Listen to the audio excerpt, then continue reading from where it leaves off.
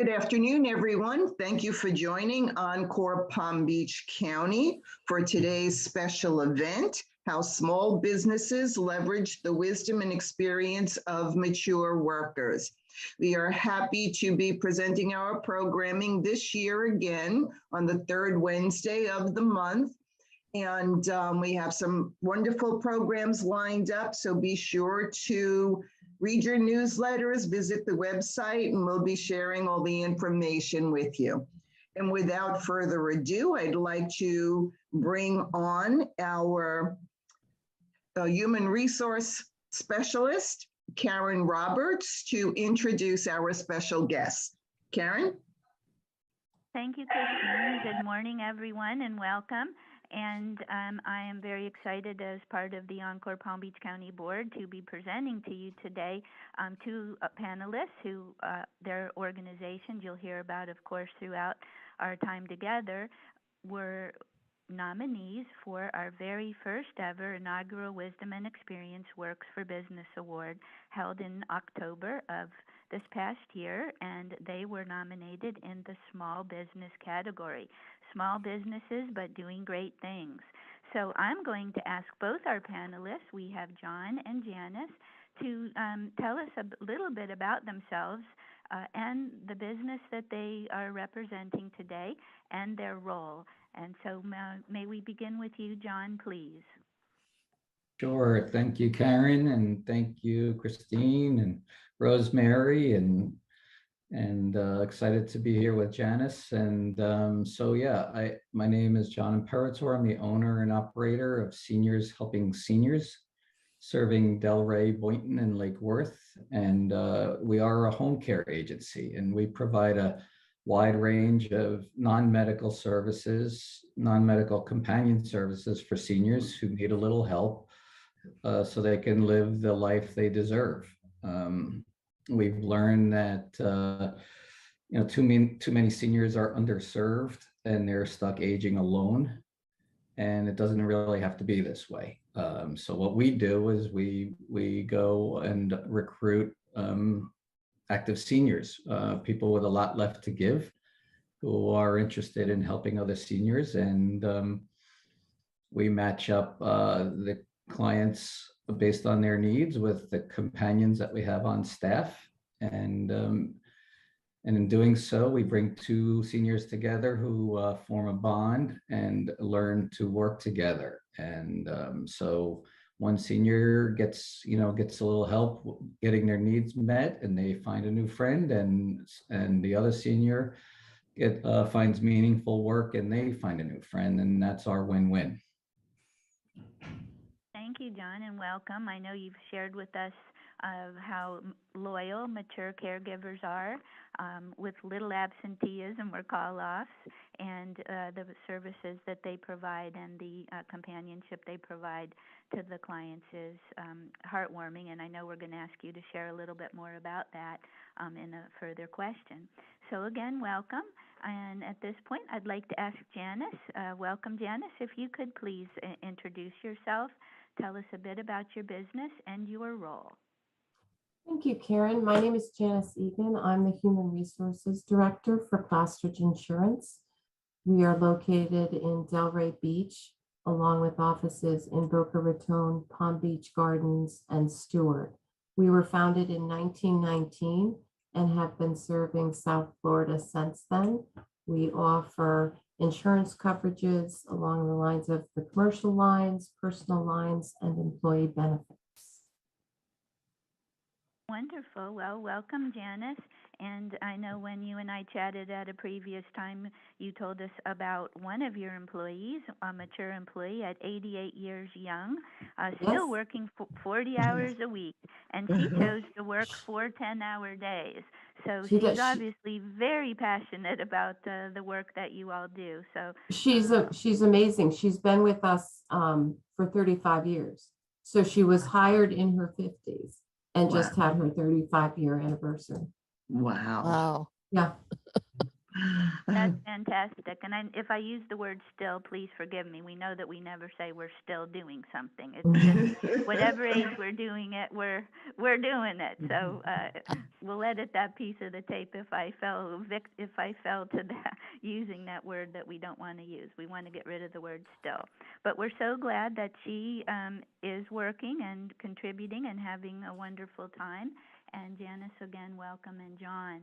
So we have some questions for you today, and then, of course, we'll, at the end, leave time for audience questions. And Christine, with my technological problems here and being on the phone, I know you'll keep me on track with time. And if somebody is raising their hand, of course, please let me know, and we can address their question at that time. Certainly. Okay, thank you, Christine. Our first question for both panelists is, and we'll start again with John. John, tell us about your approach to recruiting mature workers. Do you use an online applicant tracking system? So, yes, we do. I mean, we have to run a home care agency, there's some great tools out there, and we use Clear Care, which is a customer relationship management software, and it helps us track what we're doing and who we're contacting and where they came from, and things like that. Are you referring to tools like Indeed and things like that, Karen? Yes, John, the reason I was asking about the online applicant tracking system, and again, I'll be asking Janice the same question, is because in the literature we've read, and we know this anecdotally and scientifically as well, is because many times these applicant tracking systems may have a tendency to screen out otherwise qualified applicants. And we've actually seen during the pandemic many businesses actually putting the old-fashioned help wanted signs out on the door or in the front lawn of the business. So we just wanted to find out if you have changed the way that you recruit as a result of the pandemic, or if you found that your applicant tracking system is working just fine. Thank you very much. So just a little bit about how you do recruit, and has anything changed over the last 2 years? Yeah.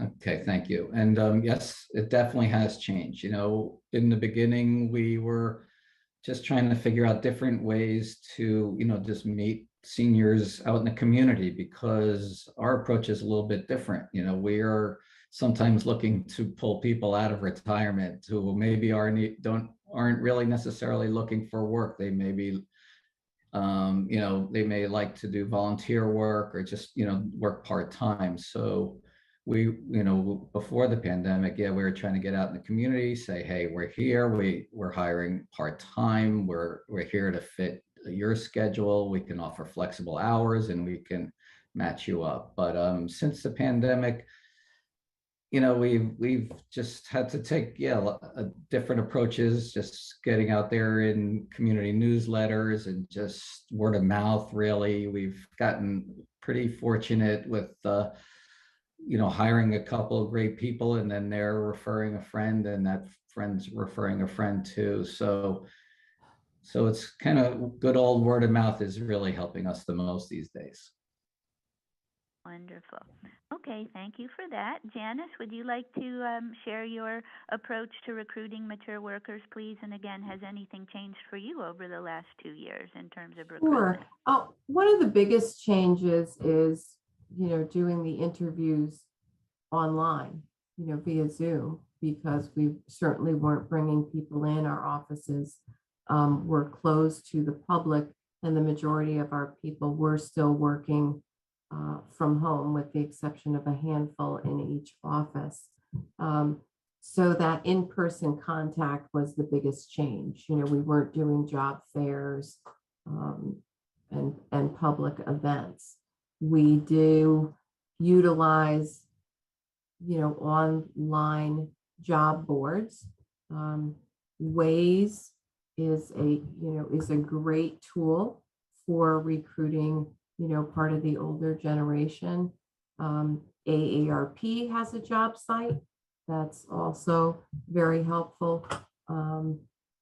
sometimes in terms of technology, not often, I think, as many people think, but sometimes, I would get a phone call or an email about wanting to do an interview, but didn't have Zoom capabilities or hadn't done it before. And, we would work around that, and I would just do a phone call and, set up a Zoom for later where you just literally talk somebody through it, because it is just clicking on a few buttons or having a computer or a phone or an iPad that had the video capability.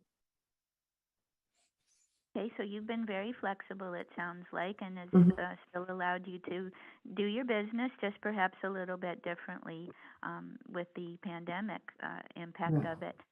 What would you say, Janice, in terms of retention over the last 2 years? We've been all hearing about the great resignation and how people, might be switching jobs.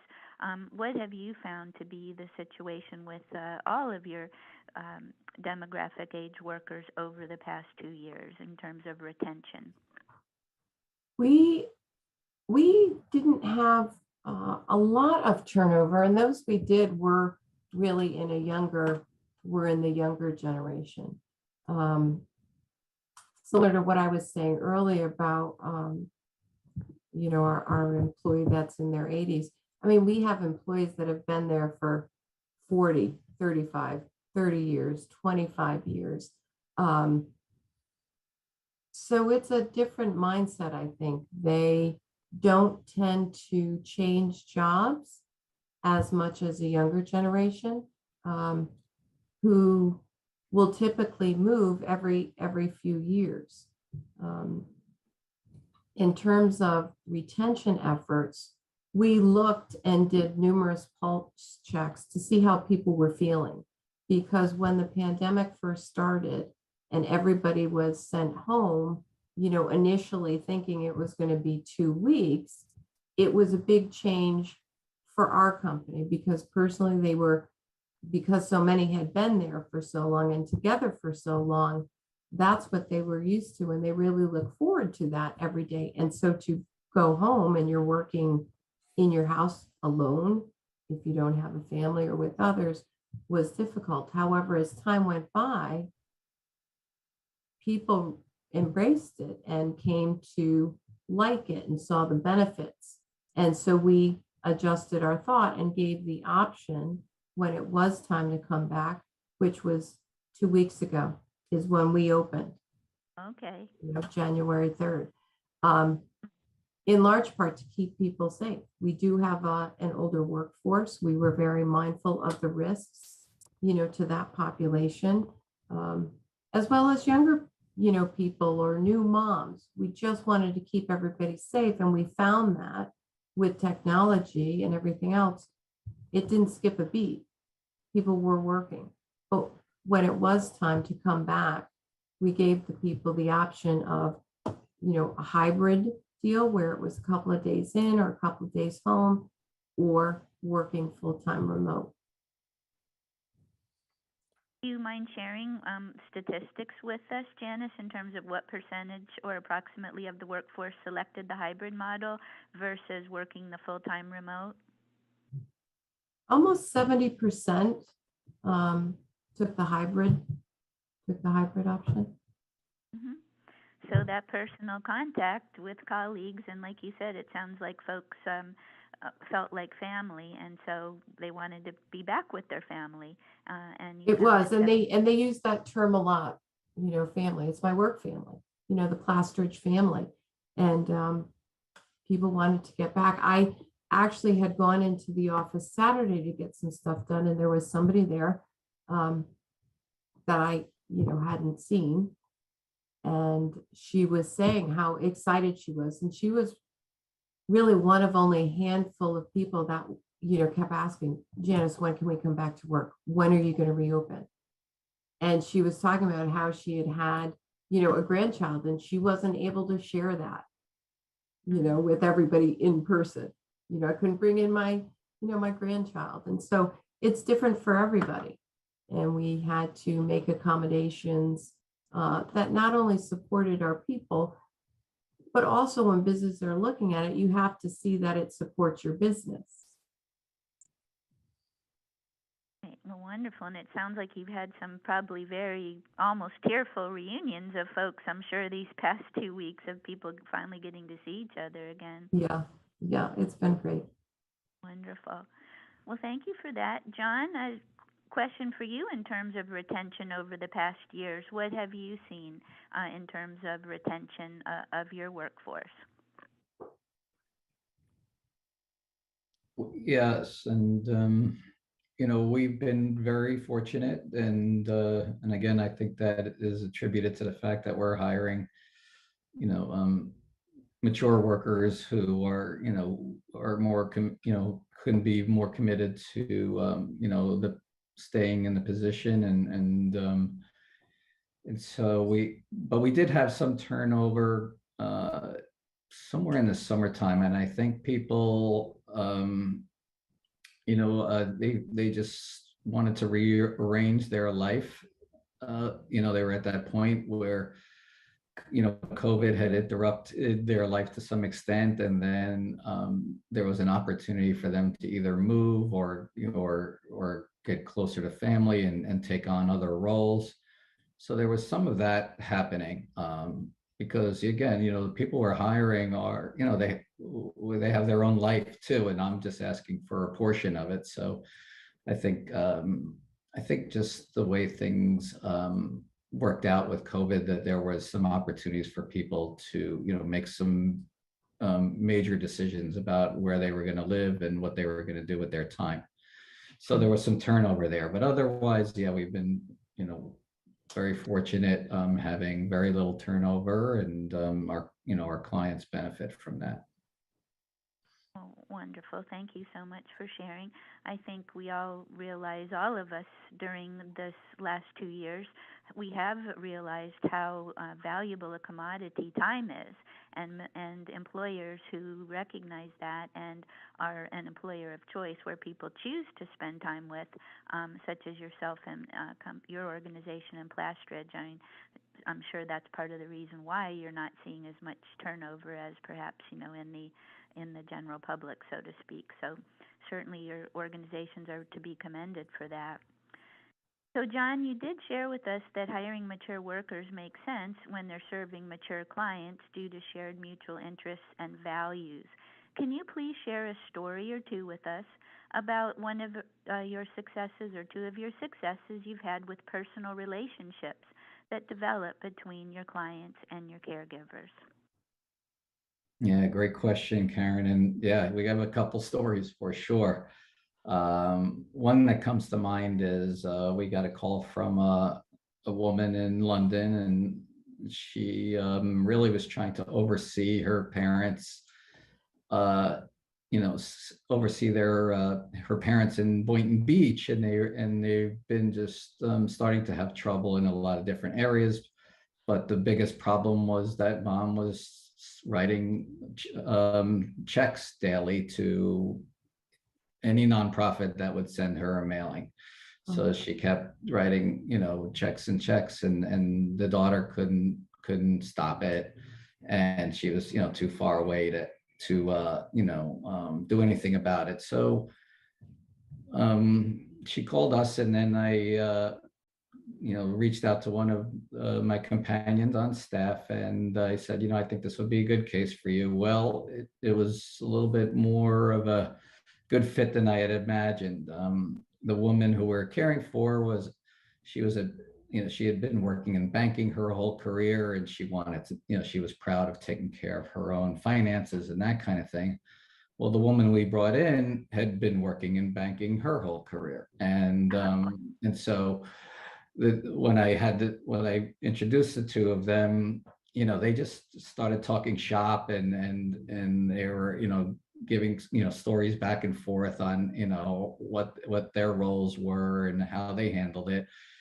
And what I noticed while I was sitting there is just, this woman who, the older woman who we were caring for, she was proud, but she was resistant to, getting any help in that area because she was sort of the expert. But I think as the two of them kind of got to know one another, and the woman we brought in earned a lot of trust very quickly. And so all of a sudden we were able to kind of get in there.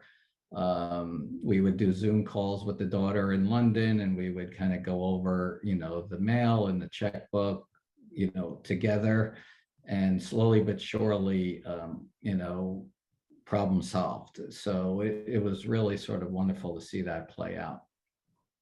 Really lucky in some respects. Wow. Yes, that is very important, as you mentioned, the shared interest and trust. So thank you for sharing that.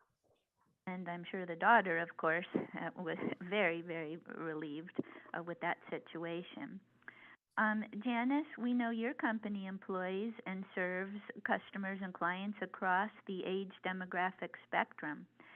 You've shared a bit about the value of your mature workers. Anything else you'd like to share about that loyalty that, again, your employees feel, and how that translates into value for your clients? Sure, great question. I really believe that each generation brings different talents and skills to the table.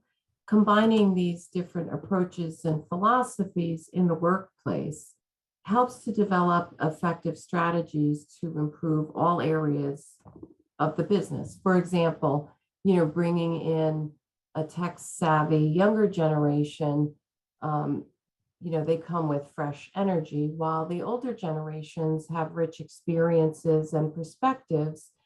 They end up bringing vision, wisdom, along with offering great relationship advice, empathy, and that only adds value and it helps a company thrive.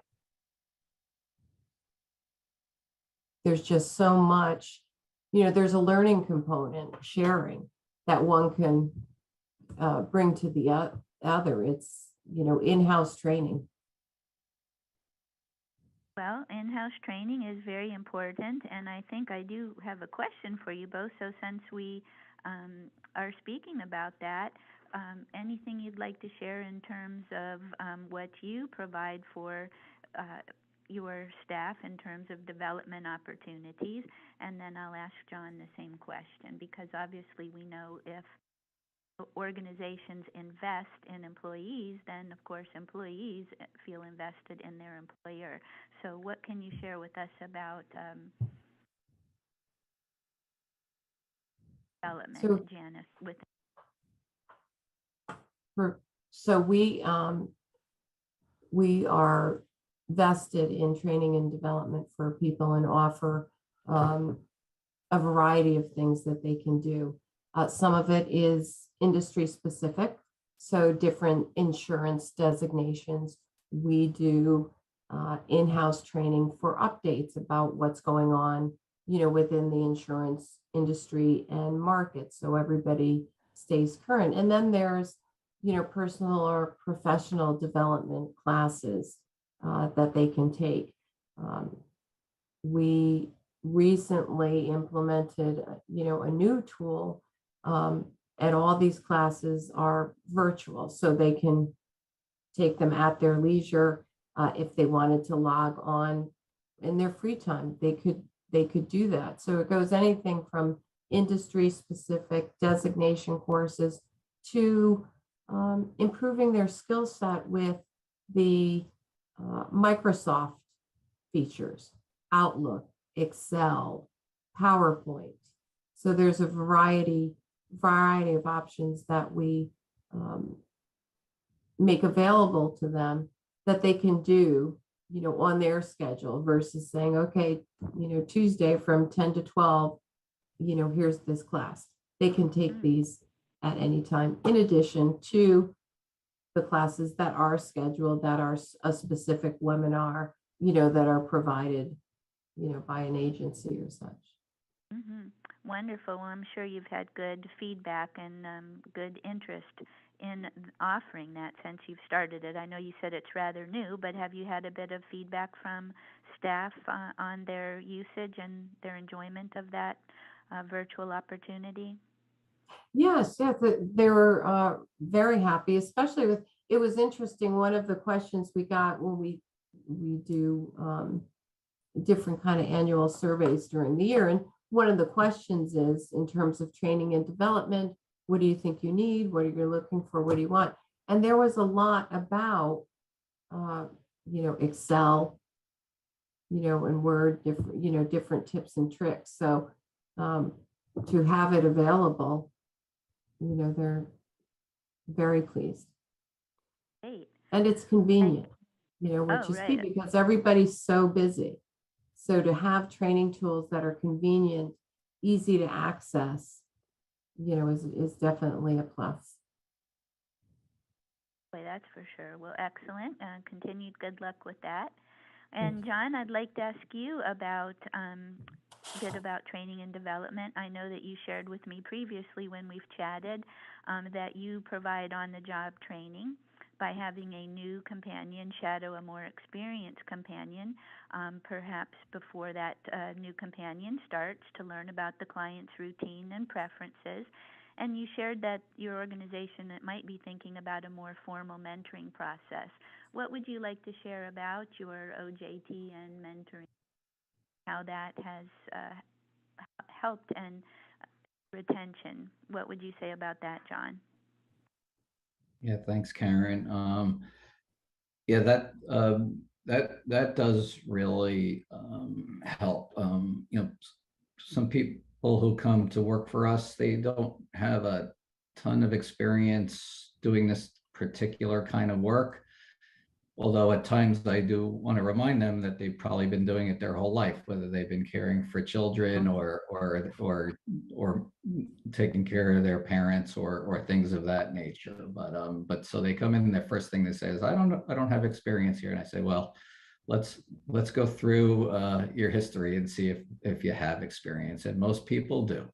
But as you were suggesting, it is about, our work is really about working with a specific person and what their particular specific needs are. So number one, yeah, when somebody can shadow one of our more experienced companions, they can sort of see their approach and take some refuge in the fact that it's work that they probably are capable of doing, and they just have to learn how to approach some of our client problems. So I think that really helps. And we do, and a lot of our work is on the job training. We do a lot of back and forth even during a visit. My companions are, we're texting and calling, quite often to just, talk about what's going on and different ways we can help. And then what I've found is that over time, I get less texts and calls because the people who I work with are, they're highly capable in the beginning. And then after several weeks, they're like, okay, I got this. I see how this works. But I think one of the benefits of all of the work we do is professionally, they're working in this industry and they're doing great work. But I think personally, the people we hire get to see how older seniors manage, and this is kind of eye-opening for all of us. I think it's like, oh, so this is coming for me one day too. And it's really something to take note of, because we do want to have some kind of long-term care plan for ourselves. And that's really important, because we see some of the situations we get in, we're like, well, that, I don't want that to happen to me. I don't want to be in a situation where I don't get the help I need. So hopefully, the work we do is kind of, it's a lesson learned about, potentially what's coming down the road, and helps people, prepare their personal life. Well, that's very good, that it's helping the client at the time, and it's also preparing the companion for, as you said, kind of the future and how they can best prepare for that. So thank you for that. Now, to both of you, we certainly have, you've shared many good, important points as to why a business owner or an HR professional should be very convinced about the value of mature workers and the benefits of an intergenerational workforce, as you've both shared so far. Is there anything else that you might say that we haven't mentioned that, again, would be convincing about the value of mature workers in an intergenerational workforce? Maybe just to reiterate, I find it an untapped resource, for lack of a better word. I think in the past, people thought, that that generation is too expensive if they're switching jobs. That's not necessarily the case. You have somebody with a wealth of knowledge, and maybe in the new role they're looking to take a step back or step down from their current position because they're looking for more of a work-life balance and, not looking to do the 60-hour weeks anymore, but, still wanting to work. And they bring that to your organization. We're also in a time where people are living longer and are, healthier. And so to be able to have that as an area to recruit from, is really a bonus. Is really a bonus. In fact, I was just looking, only because we currently have all 5 generations in our workforce. And over the last 3 years, I looked at this morning, 30% of our hires the last 3 years were 50 or older. Wow, that's exactly why you were nominated, Janice. Your organization certainly is very aware of the bonus that you just mentioned, the wealth of knowledge, et cetera. So that's a great statistic. You're to be commended for that. And John, anything else that you would share on that particular topic about advice for business owners or HR professionals who are just not quite there yet in terms of the value of mature workers? Yeah, I think Janice made a lot of good points very eloquently. And I would add a couple things I would add. Number one is I feel like the mature workers can bring a certain passion to the work.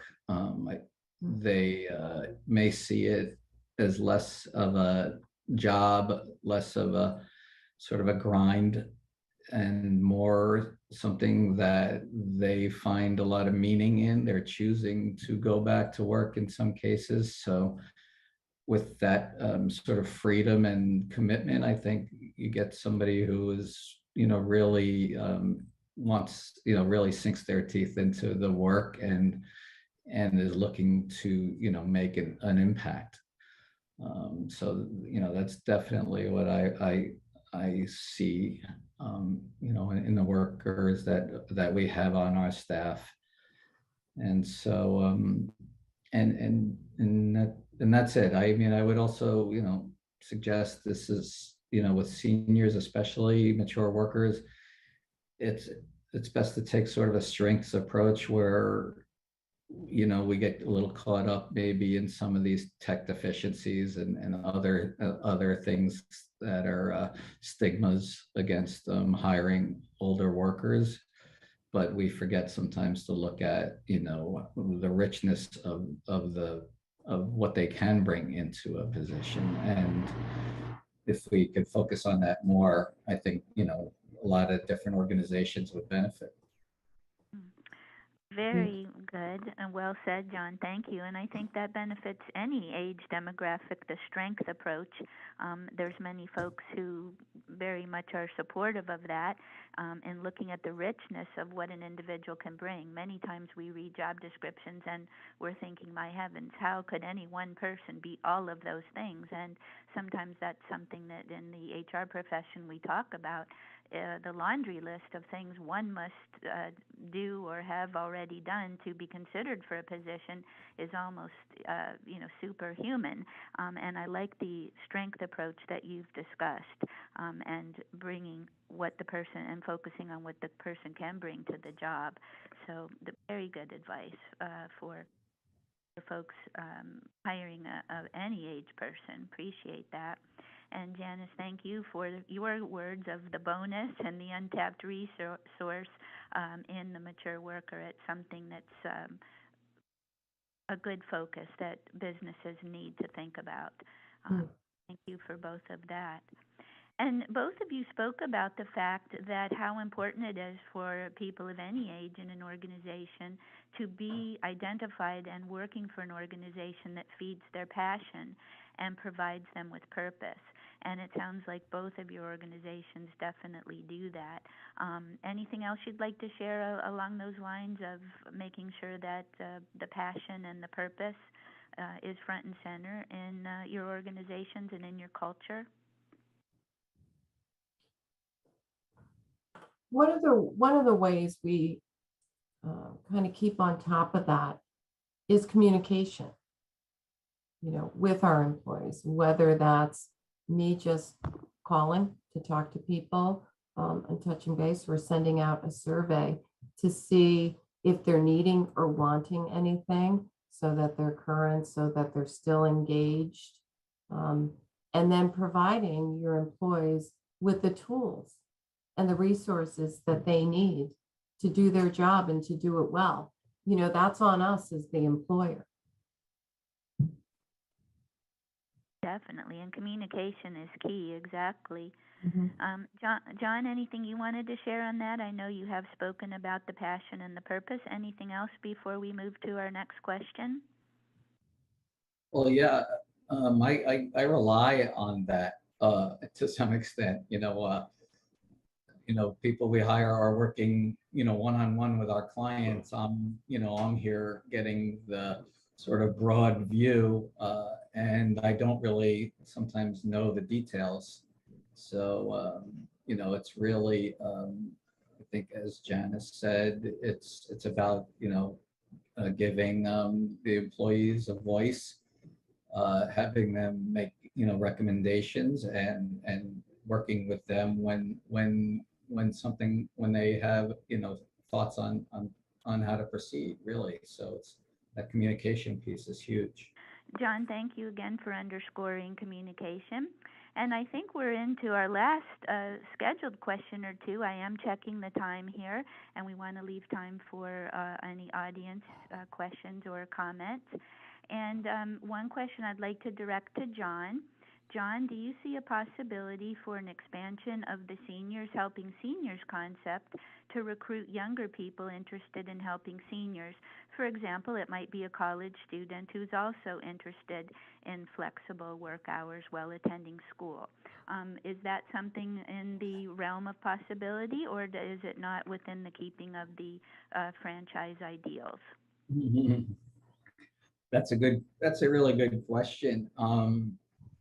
I would say, the ideals of the franchise are finding these mutually beneficial relationships. So even though our name, Seniors Helping Seniors, highly suggests that we are, we have this one approach, I would think down the road, it would be very interesting to look into that option, because, any way we can help seniors out there who need help,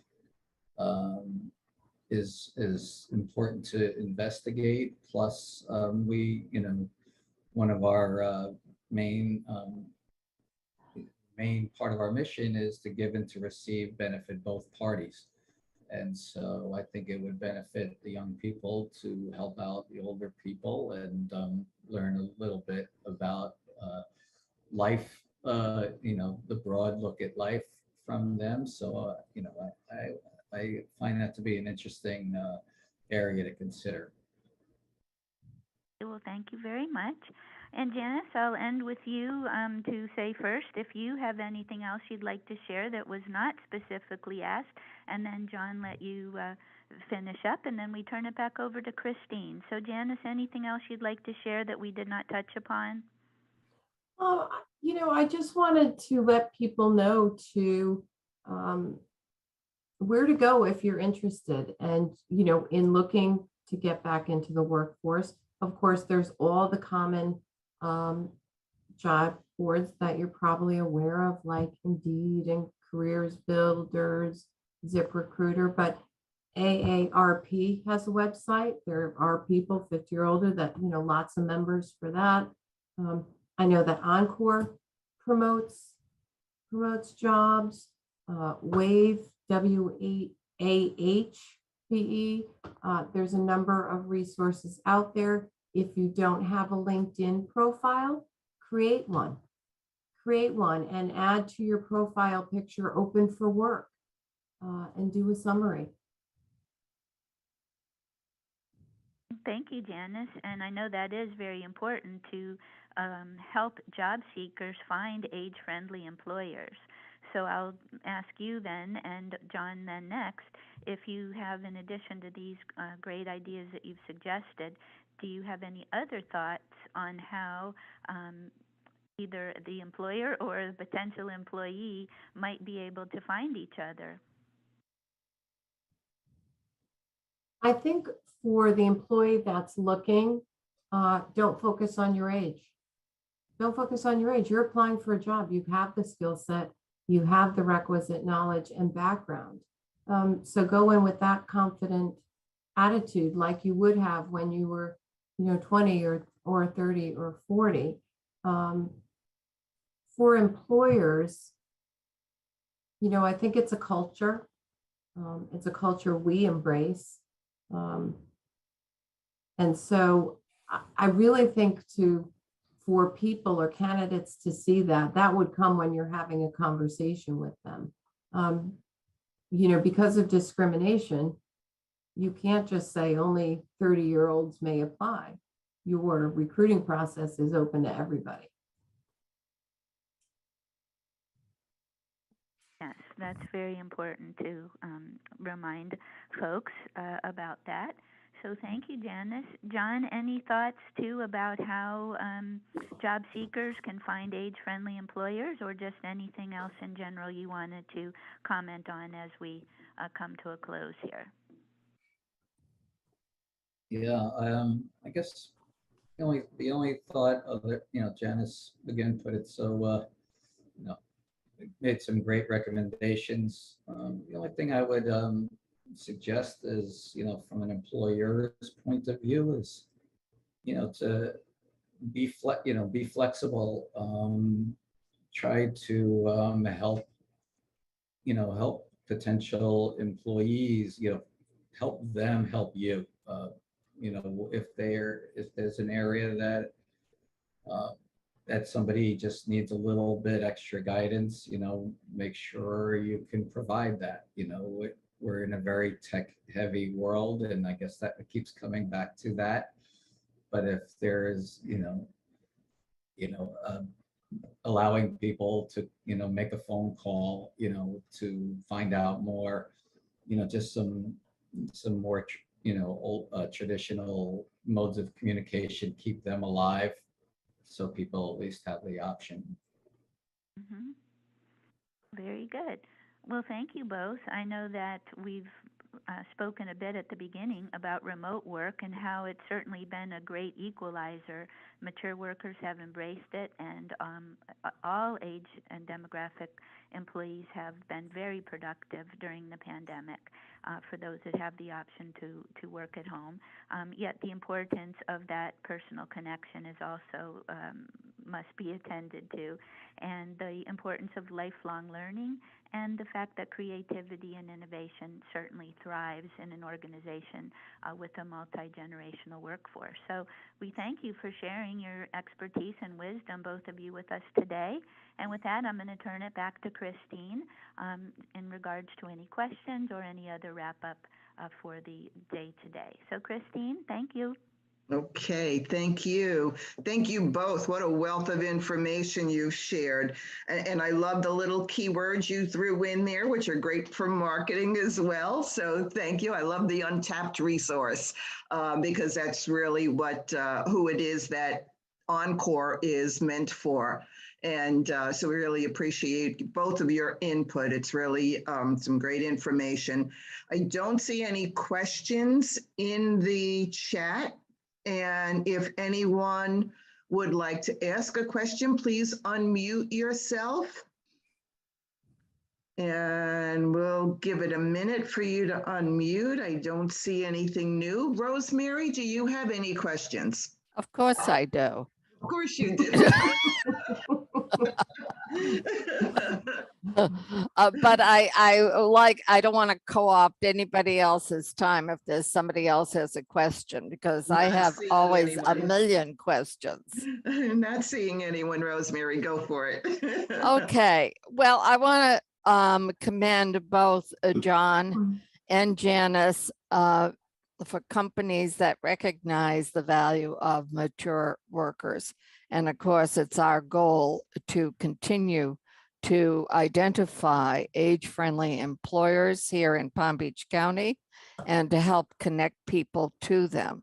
My experience is that most people have no idea of how to connect to employers other than the job boards like Indeed and Career Builder and so forth, which are very frustrating, not only for mature workers, but for anybody trying to find a job. I mean, let's face it, a company puts a job description on Indeed and 5 million people respond. It's kind of hard to get noticed in a situation like that. So one of the things, as you probably know, we've done on our website, we've put on the job portals and other people that we can refer people to for help in finding a job. So John, your job portal is on our website. And so when people get in touch with me, I find they don't realize that there are all these resources. So I walk them through what we have on our website. And I believe very strongly in the importance of personal referral. And we will continue to support our nominees for the Wisdom and Experience Award by featuring them in our newsletters and on our website. We have a newsletter that goes out the beginning of every month. And it would be great if both of you could get a job description of something that you're seeking to fill. Just email me at encoreppbc@gmail.com. And if you could get it to me by Friday, I will put it in our newsletter. I know that Janice, you don't have a job portal at Plastridge. You have various job descriptions, but if you could share those, I'll put them in our newsletter. Wonderful. It goes out to over 1,000 people. Can't guarantee anything, but I think, as you've pointed out, the informal ways of helping people find work are as important as the job boards. And the other thing I would like to commend you on also is, by focusing on the mature worker, you're recognizing the fact that we have a declining birth rate in this country. We're not manufacturing a lot of young people, and employers need to keep in mind that maybe they need to work harder on retaining their mature workers and doing more to keep them. Certainly sounds like both of you have program in place to do that. But Janice, I would like to ask you, particularly since your field of insurance does require certain certifications or education skills and so forth. When people are making a career transition after age 50, they've been in some other arena for a period of time. do you have a way of helping them enter this new area by helping them gain certificates or training before they even become, to become employees with Plastridge? I'll give you an example so you know what I'm talking about. Mhm. I was in my mid-50s, and after 10 years of being in commercial banking in Connecticut, I moved here to Florida.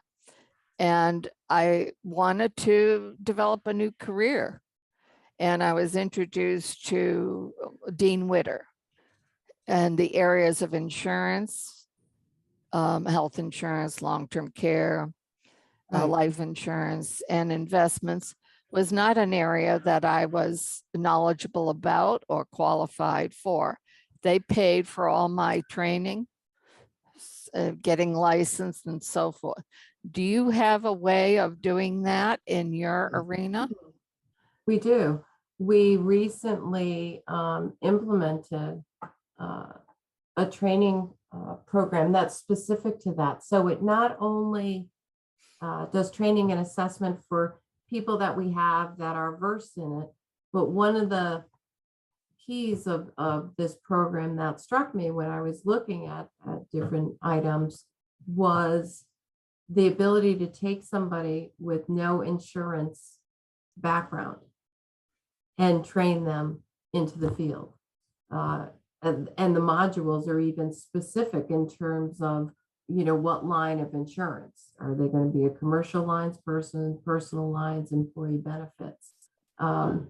So not only do we have that training program, it also offers designations. And then, of course, we always support, the licensing requirement, because certain roles in insurance do require that you have a license. Yeah, people talk a lot about transferable skills, but not everybody knows how to make that happen, and not every employer is willing to make the effort to make it happen. Sounds like you're doing a good job. So I would just simply ask that both of you send something to me that I could put in a newsletter of what you're looking for, help spread the word. Absolutely. Thank you. Thanks, Rose.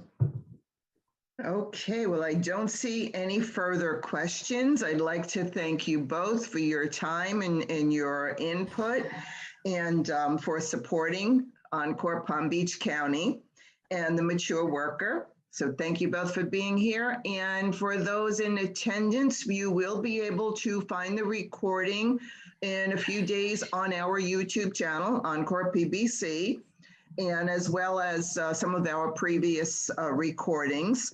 And Janice and John, you will both get a recording of that as well. So, and as Rosemary mentioned, our newsletter will be coming out with updates on future events. And so please join us. We have some great programming planned for the 2022 year. So we look forward to seeing more of you